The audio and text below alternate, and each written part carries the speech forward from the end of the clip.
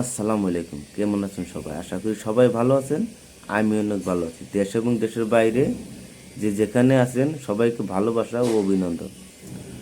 তো শুরু করি যে আজকের টপিক নিয়ে আজকের টপিক আমি বলতে চাইতেছি যে আপনি ইউরোপ যেতে আপনার কী কী ডকুমেন্টস লাগবে, আর কোন এজেন্সি ধরে যাবেন, আর কত টাকা লাগবে। বাস এই তিনটা বিষয় নিয়ে আমি আজকে কথা বলবো, ঠিক আছে? তো এক নম্বর, আপনার ডকুমেন্টসের ভিতরে কী কী লাগবে? আপনার পাসপোর্ট, কমপক্ষে 2 বছরের ভ্যালিডিটি থাকতে হবে। আপনার একটা পাসপোর্ট লাগবে। আপনার একটা সিভি লাগবে, সিভি। আর লাগবে আপনার কভার লেটার। সিভি এবং কভার লেটার কিন্তু সুন্দর করে বানাতে হবে, ঠিক আছে? তারপর যেটা লাগবে, পুলিশ পিসিসি। তারপর যেটা আপনার লাগবে, ব্যাংক স্টেটমেন্ট। তারপর যেটা আপনার লাগবে, এক্সপিরিয়েন্স সার্টিফিকেট। তারপর আপনার যেটা লাগবে, আধার কার্ড। তারপর পান কার্ড। তারপর ভোটার আইডি। বুঝাইতে পারছি? এই ডকুমেন্টসটা হলেই হয়ে যাবে, না? ঠিক আছে। তারপরে বিষয়টা নিয়েছি যে কত টাকা লাগবে। কত টাকা লাগবে মিনিমাম আপনার ব্যাংক স্টেটমেন্টে বানাবেন। তো আপনার ব্যাংক স্টেটমেন্টের ভিতরে আপনার 5 থেকে 6 লাখ টাকা থাকতে হবে। আর 5 থেকে 6 লাখ টাকাটা এটা লাগবেই। 5 থেকে 6 লাখ টাকা লাগবে, ঠিক আছে?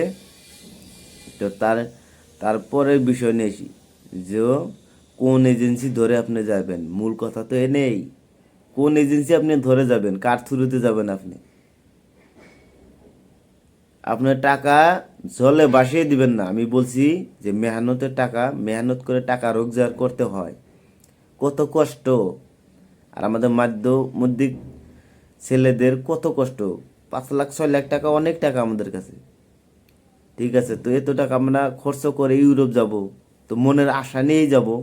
তো কোন এজেন্সি ধরে যাব, ঠিক আছে বিষয়টা? তো কোন এজেন্সি ধরে যাবেন, যে ভালো এজেন্সি, যে যে এজেন্সির সরকারি লাইসেন্স আছে, যে এজেন্সির সরকারি লাইসেন্স আছে, এবং ওই তার থ্রুতে আপনি যাবেন।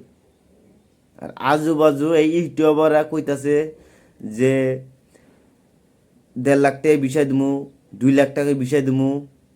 এগুলা মানে এগুলা এগুলা মানুষের পাশে পড়েন না, ঠিক আছে? তো আপনার সময়টা বরবাদ হয়ে যাবে, তো আপনার টাকাটা লোকসান হয়ে যাবে।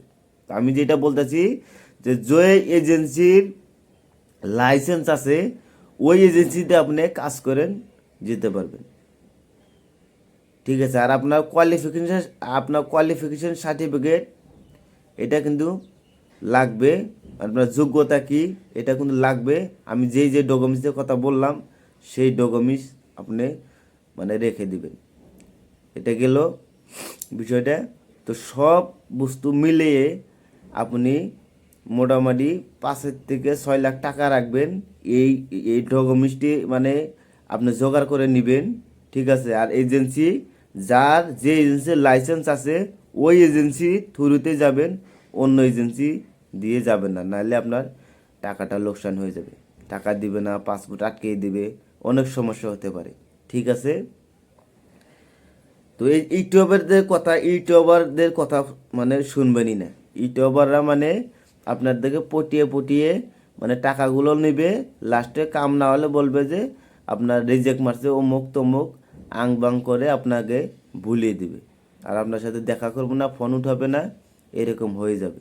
তো এটা ধোকাধারি পালা আপনার পড়বে না। তো সঠিক ইনফরমেশন যেখানে পাবেন, আমি বলি না যে আমার ভিডিও দেখেন, আমার ভিডিও দেখে আপনারা যান, আমি এটা বলি না। আপনার মনোযোগ দিয়ে, আপনার মাথার দিমাগ দিয়ে, আপনার যেই যেই মানুষটার সহি লাগে, আর যেই মানুষটার কথাটা ভালো লাগে, তার থ্রুতে আপনি যান। আমার থ্রুতে যাওয়ার দরকার নেই। আমি বলতেছি না, আমি কোনো এজেন্সিও না, স্যাম্পল একজন মানুষ আপনার মতো, ঠিক আছে? আমি আমার কথা বললে, আমার কথা বলেও যদি কেউ বলে যে টাকা দেন, আপনি টাকা দিবেন না। আমি কোনো টাকা খাই না, আমি কোনো বিষয় দিই না, আমি কোনো কাজ দিই না। আমি আপনাকে ইনফরমেশন দিই। বাস আমার কথা হলো এইটুকুই।